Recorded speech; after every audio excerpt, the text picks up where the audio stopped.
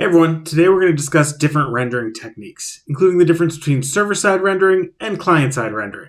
We'll take a look at what each method is, the benefits and drawbacks of each, and when you might want to use one over the other in your commerce projects. So let's get started by looking at a diagram for server-side rendering. So server-side rendering is a traditional method of displaying web pages, where the server is responsible for generating the HTML for a web page and sending it to the client's web browser to be displayed. So if we're looking at a sequence diagram, we really have two actors here. We have the client, which in this case is the browser, and we have the server, which for server-side rendering will be doing the rendering of the HTML. So building out this sequence diagram, the first thing we're going to want to do is go ahead and have the client ask for a website. They're going to do that by requesting a URL. So we'll have the client, and it's going to reach out to the server, and it's going to say, hey, can I have this URL? And the server is going to go ahead and render that HTML because they're going to combine data from a database, some templating, all in a server-side language like PHP or Ruby or Node.js, and then serve it back to that client, to the browser. So the next thing we're going to have is the server doing that work, where it's going to render the HTML. And then once it's done, it's going to send it back to the client. So the client's going to then get the HTML, and it's going to display it for the end user. So that'll be the last step.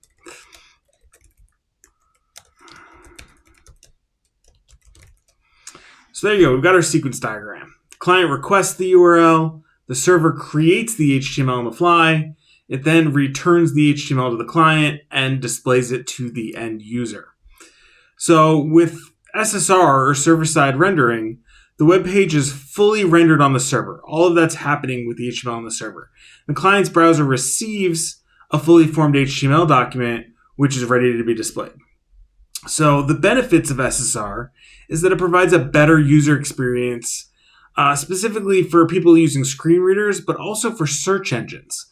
Because the page is already rendered, search engines and bots don't need to wait for JavaScript to run on the browser. They don't need to do anything. They can just access the HTML directly.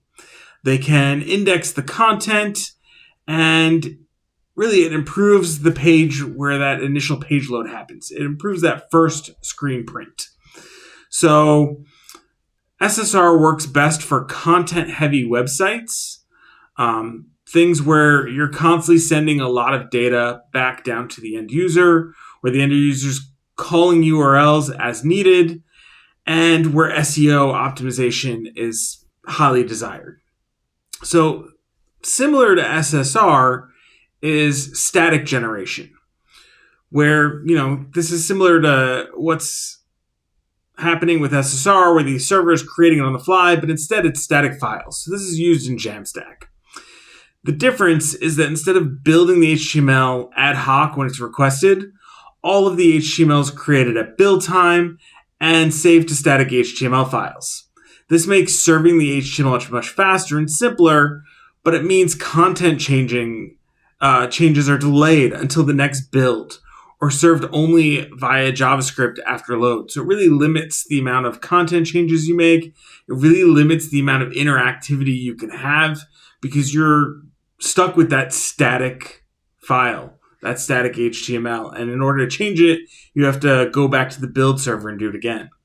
So it's going to look very similar to this in terms of a sequence diagram. But now we're going to have another participant because we have the client and server, but we also have a build server that we have to think about. So I'll go ahead and add that build server. And now the server doesn't have to render any HTML, right? It doesn't have to do that on the fly anymore. Instead, that's going to happen on the build server, and it's going to happen first before anything else. So we'll change this to build, and we'll have this, and it's going to render all of the HTML. So that's the first thing that's going to happen. Then, like before, the client's going to go to the server and request a URL. And in this case, the server might be a CDN or some other static file hosting. It doesn't have to be a traditional server. So here, It's going to request the URL, and then it's going to serve that HTML the same way as it did before. Change it to serve. And then the final thing is going to display the HTML. So the last step that we're missing in here is that the build, this HTML actually needs to make it to the server. But again, that's happening before the request is made, so we'll add that in. So we'll transfer the HTML files. So this is great now because we can put it on any type of static hosting, we can cache it, etc. The problem is the only time you get to make updates is during this build process, and it doesn't happen in line with the request. It doesn't often happen in line with the management of products or other data. It really happens either at build time or on some type of set schedule. So that's something to think about with this static file serving, is it really simplifies your infrastructure, but it comes with a lot of limitations. So now we've talked about server-side rendering, and we've talked about static site rendering. The last one is client-side rendering. It's worth pointing out that SSR, that term became popular after client-side rendering started getting prominence and popularity, because before, server-side rendering was just the way you did things. For a long time, that was how the web was built, no questions asked. And then client-side rendering came into the mix.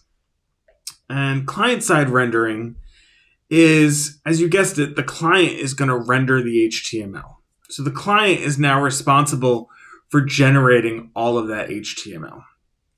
So let's break it down and see what that looks like from our diagram perspective.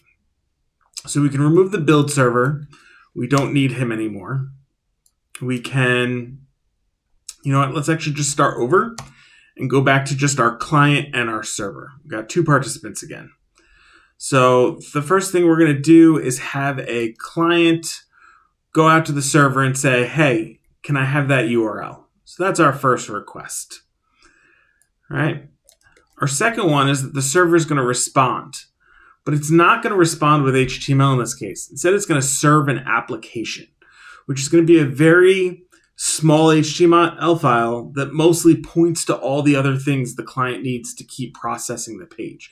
So it's going to include the pointers to like JavaScript to say, here's where the application code runs. So that's going to add extra work for the client, because the client needs to take this and it needs to parse it and it needs to run that application. So it's going to start parsing that page. It's going to go get all of the other resources like JavaScript. It's going to then get the JavaScript from the server. Finally, it's going to start executing that JavaScript. So now we're executing JavaScript on the client. We haven't even gotten to the HTML point. We are just executing JavaScript. And maybe it can render HTML now. It has the JavaScript, it has the application, but more often than not, it needs additional data. It's going to go out and say, hey, give me product data, give me CMS data, give me page data, give me something to display, because it's not all embedded in the JavaScript itself. So it might go back to that server or another server or SaaS company and say, hey, I need some data. Can you give me the JSON that I need to build this page? So it's executing JavaScript, it's getting that JSON, and then finally, it can start thinking about rendering the HTML and displaying the HTML. So you can see this is a very long diagram. There are a lot of steps involved in that first read. Where Jamstack and that static site had nothing. It requested the URL, got the HTML, displayed it. You're done. Here, with this client-side rendering model, which is very popular with single-page applications and progressive web apps, you've got a lot of steps. You have to go get the URL, get the template page that has not much but pointers to the rest of the application. You have to go get the application itself. You need to execute it. You might need to get more data. Maybe it's one JSON request. Maybe you're merging multiple JSON requests into this final result. And then finally, you can render the HTML and display the HTML. So, with CSR, you're in very minimal HTML document and a lot of JavaScript code, and the client's responsible for generating the web page on the client's machine. So This is, as I said, clearly associated with single-page applications or progressive web apps. And I want to call out those two things, SPA and PWA, because we often blur the lines and just think of it as a way to build websites. But it's not. It's a way to build applications. As the name suggests, these techniques work best for application-style experiences. Something where the user has a single point of entry. They need something highly interactive, that experience, and they're likely going to spend a good amount of time using the application. So the classic example of an SPA is Gmail. You're always going to start at that login screen. You're starting at your home screen of your Gmail application. And you're going to spend all day in there probably checking your email, reading stuff, dealing with whatever you need to deal with. So that's what I think of with an application. Okay, so this is in stark contrast to content websites where visitors can enter any page. They want an extremely quick initial load time and may only read a few paragraphs before moving on. So your traditional, your classic content website, think about Wikipedia. You go to Google, you search something, you see that Wikipedia link, you're like, great, I can find my information there. You click in. You want that information on the screen as fast as possible. You're going to read what you want to read, and then you're going to bounce and move on with your life. You're not going to spend all day in it as if it was an application. And this is the difference between an application and a content driven experience. So that explains also why you're willing to build an SPA with all of these steps. Because if you just look at the diagram, you go, hey, why would anyone do this? This is complicated. This is a lot of steps. This is a lot of work before that first load. But SPAs and this client-side rendering technique provide an experience that's way more similar to native apps, the kind of things you would install on your device. So, with a website, if you submit a form or click a link, you're going to see that full page refresh. You're going to have the round trip to the server where the entire page blinks and a new page is rendered. Instead, once you have this initial render done for an SPA, you can call more data as you go. You can keep making new JSON requests and updating parts of a page or snippets here and there rather than having the full page refresh.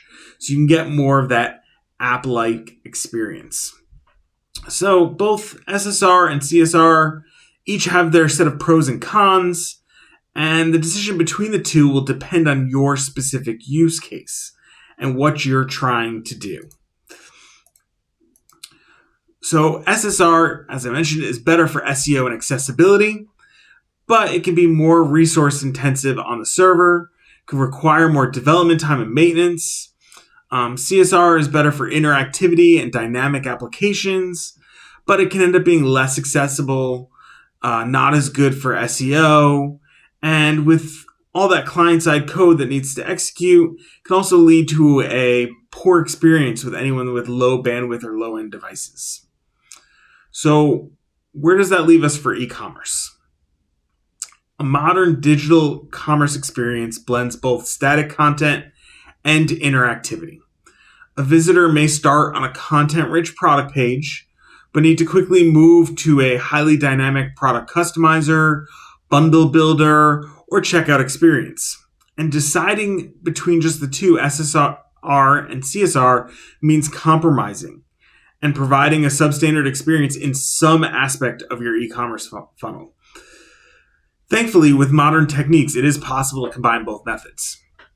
So the initial approach to combining both was to serve a standard server-rendered HTML page with all of the necessary content for SEO and initial load time. Then it would serve your traditional SPA code. So the JavaScript would be loaded and take over the experience and start acting as a single-page application. So early approaches to this had the JavaScript completely re-rendering the HTML when the JavaScript finally executed. So the browser would finally execute the JavaScript. It would go make the JSON calls to get the same data that was already displayed in the HTML, and it would re-render the HTML and completely replace what was there. So this was, of course, slow. It made slowdowns before the user could start clicking around and playing with those interactive elements. And in worst cases, it actually caused a lot of flicker and movements as the HTML was rebuilt, because it's possible that the data changed, the HTML changed slightly, or something about it moved around where it wasn't exactly the same as it was before. If you think about a long page, it's possible that something on top is going to swap out just a couple pixels and it's going to shift the entire page and really be jarring for the end user. Thankfully, JavaScript frameworks have evolved and they've started offering more advanced JavaScript techniques, specifically hydration, where instead of re-rendering the HTML, the JavaScript could attach to the existing server-rendered HTML. It can reuse the DOM that had already been built and displayed to the end user. And that made a huge impact on the experience that users would have with these hybrid approaches. And as frameworks went deeper and deeper down this path, they've begun adopting more advanced partial hydration techniques. So it allows for these pockets of interactivity within the page. It allows for deciding which components are server rendered and which ones are client rendered and which ones are both. And it's giving great flexibility to the developer to be able to leverage these techniques to optimize the experience so that you don't have to compromise between that initial static site and that interactivity later on. And each framework is slightly different and may lean one way or the other. They might lean closer to the server rendered side of things and then only having small islands of interactivity. Or they might lean more towards the SPA side where they're fixing the SEO issues, but they're making sure that you're still getting that app-like experience once everything's loaded. Or they might give you options to choose where on that spectrum you want to live. And we'll call this out because the Elastic Path D2C Starter Kit that's available on GitHub to get you going is all built on Next.js. And it provides a range of deployment options and rendering techniques. So you now get to choose between Jamstack or server-side rendering or client-side rendering or both depending on the situation. So by using this starter kit, you're getting a lot of options that you wouldn't get with a more traditional CMS or website rendering solution. So choosing the best one will come down to your business needs and priorities. And that's something our team here at Elastic Path can help you decide on a website by website, page by page, component by component level to make sure that your end users are getting the best experience and you're using the most modern development techniques. Thank you. I appreciate it.